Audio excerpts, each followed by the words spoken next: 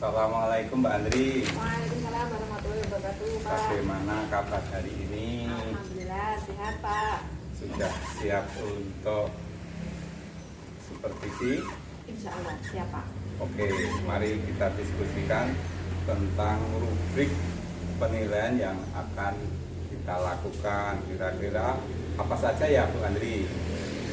Kalau menurut saya rubrik yang nanti bisa digunakan untuk penilaian coaching ini, yang pertama kali proses coachingnya, Pak, apakah sesuai dengan alur kita? Ya, karena coaching itu memang berfokus pada alur kita. Kemudian yang kedua, kalau menurut saya itu lebih ke kompetensinya coaching, 3 kompetensi coaching yang akan dikembangkan.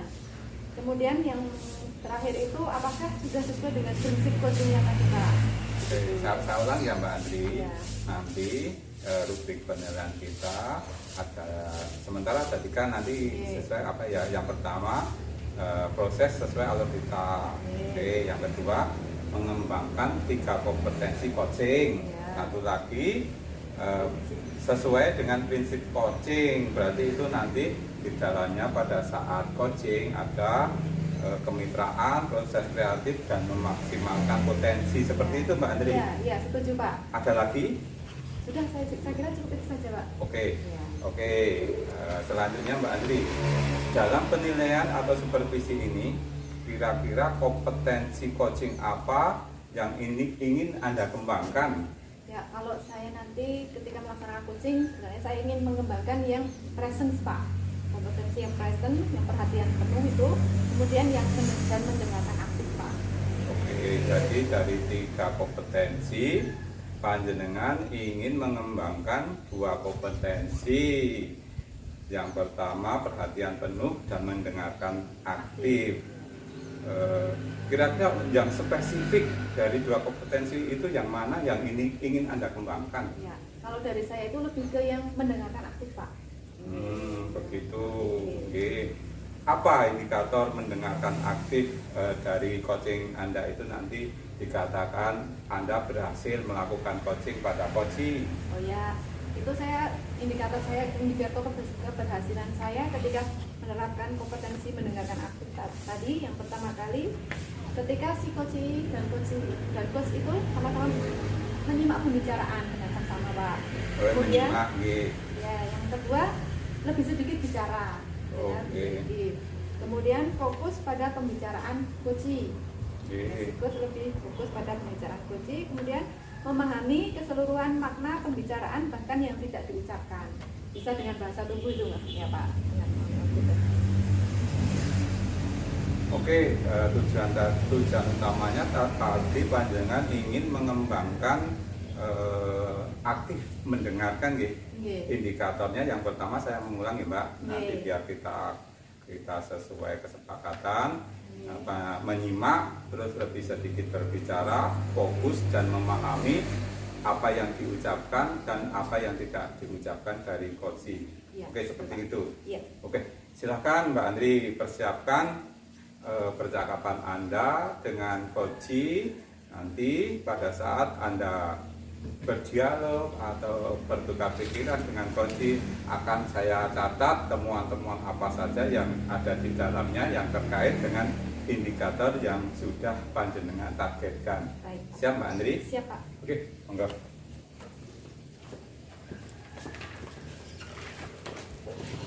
Masuk aku Mas.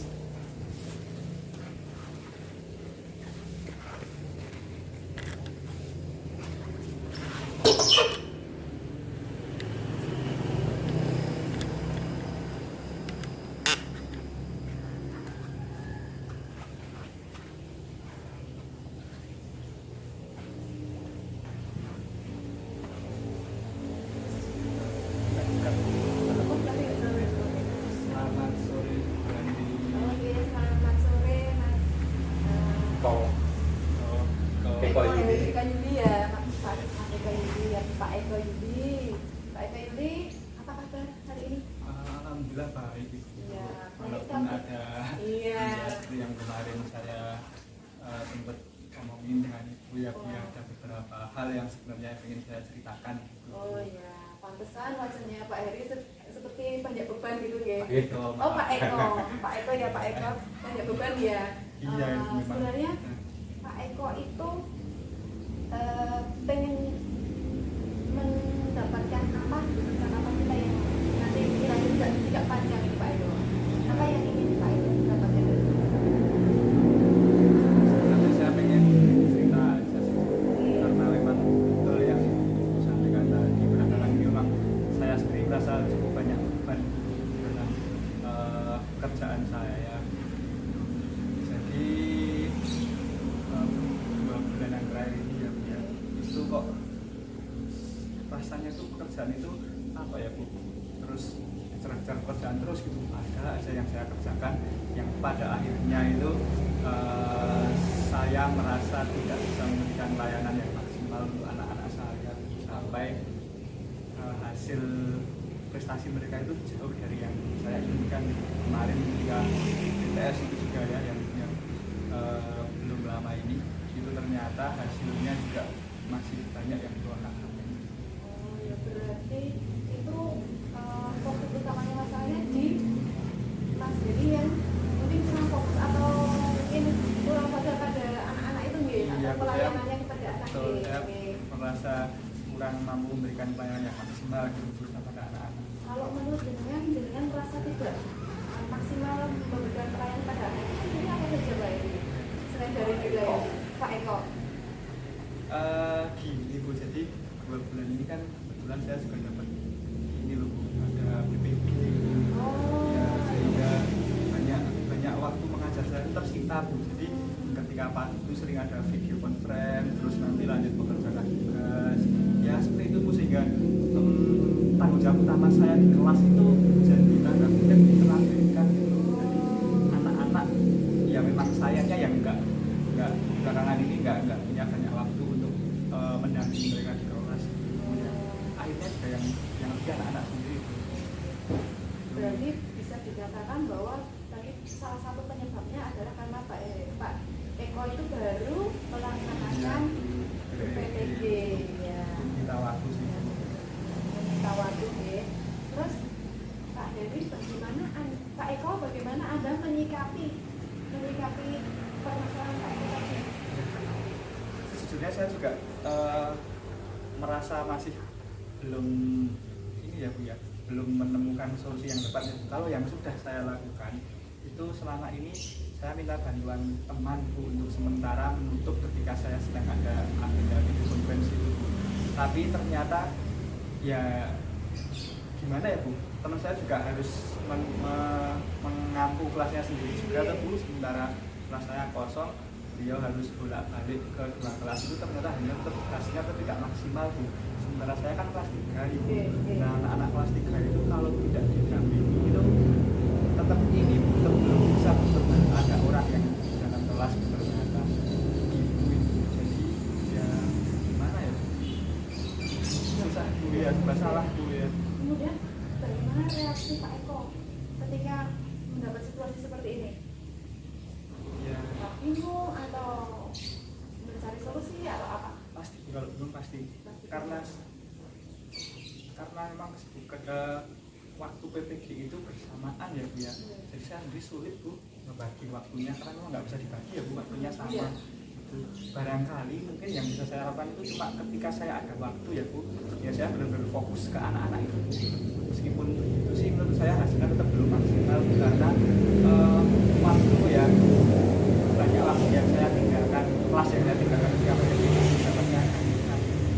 Ternyata beban sebagai guru itu ternyata tidak harus hanya Iya, ternyata karirnya seorang guru itu juga harus tetap kita raih. Serba salah gitu, Iya, ya. karena apalagi PPG itu menyangkut tentang tunjangan sertifikasi. Masa depan saya. Ya, masa depannya Pak Eko nggih.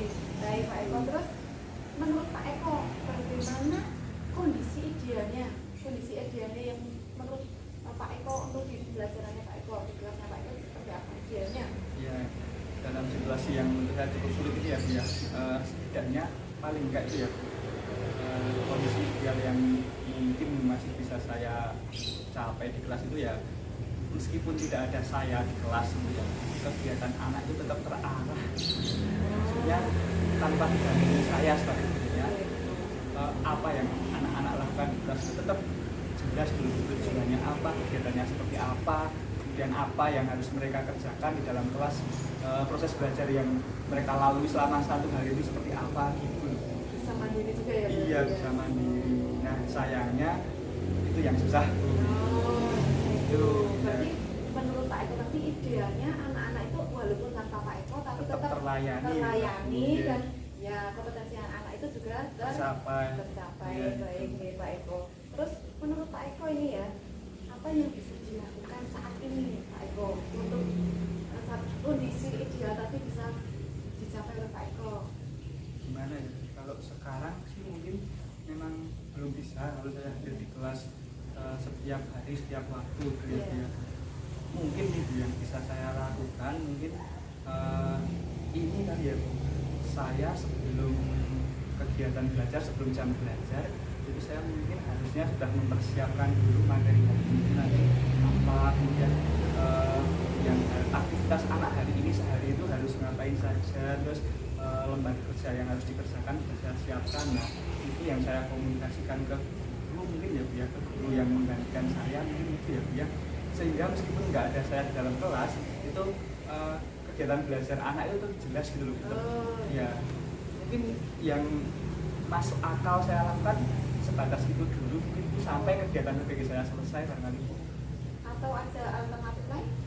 Alternatif lain ya Bu. Apa? Oh, bisa jadi saya yang cari guru pengganti dari luar. Dari luar.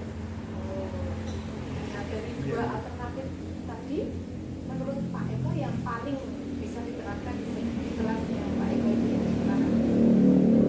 Yang paling mudah sih poin pertama tadi ya Bu ya.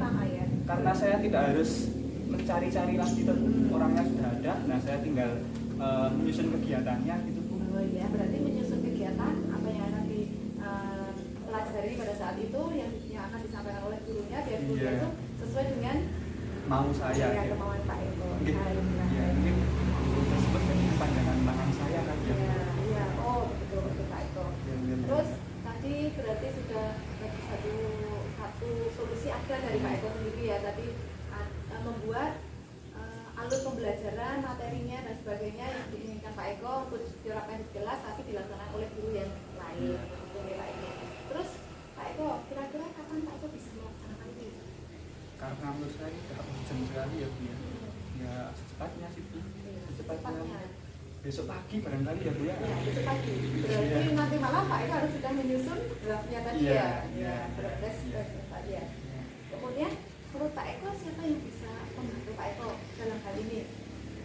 Membantu ya. Membantu ya.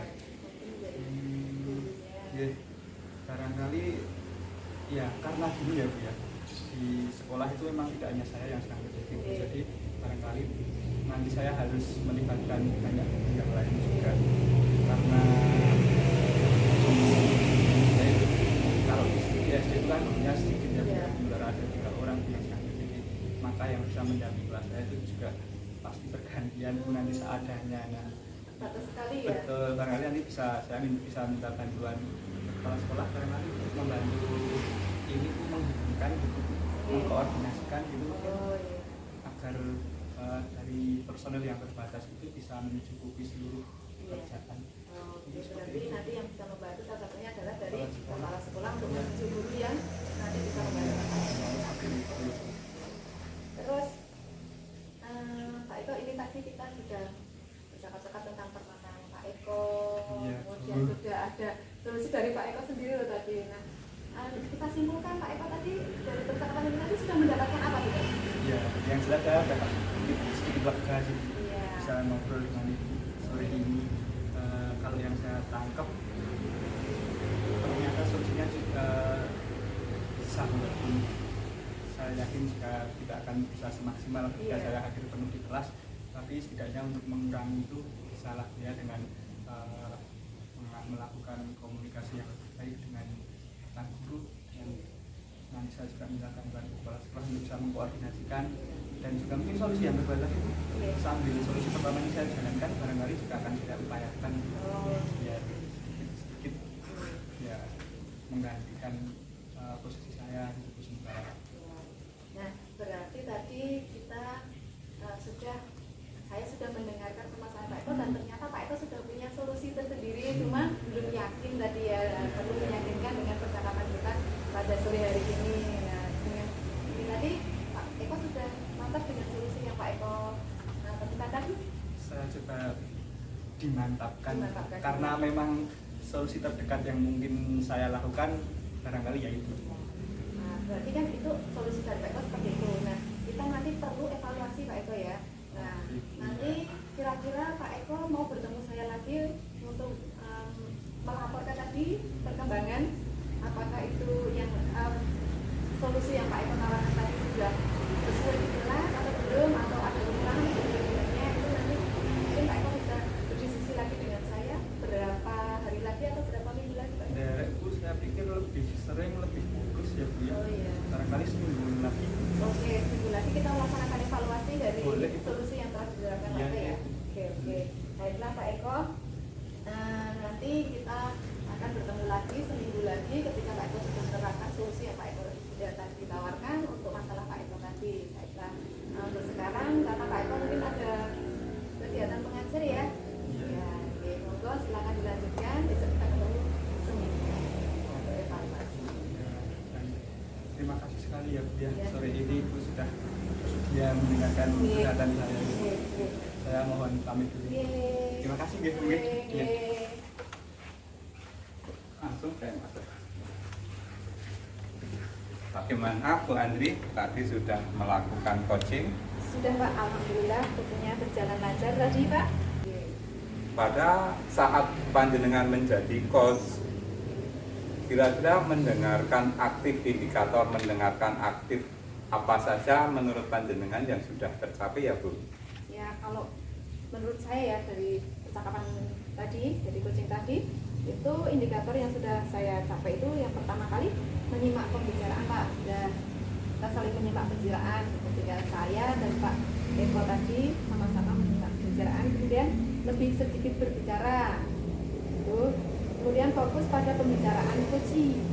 Ya, fokus pada apa yang disampaikan oleh coaching. Memahami keseluruhan makna pembicaraan bahkan yang tidak diucapkan. Oh, alhamdulillah tadi Oke. hasil saya mengamati dan mendengarkan saat panjenengan melakukan coaching itu ada beberapa catatan terkait fokus pengembangan kompetensi yang ingin panjenengan kembangkan. Catatan saya ya Bu Andri, ini yang pertama sudah bagus untuk percakapannya, sudah sesuai dengan alur theta, step by step sudah tertata rapi. Terus yang kedua, prinsip kemitraan sudah ada pada saat panjenengan dialog dengan coaching. Di sana ada penguatan dan juga memaksimalkan potensi coaching.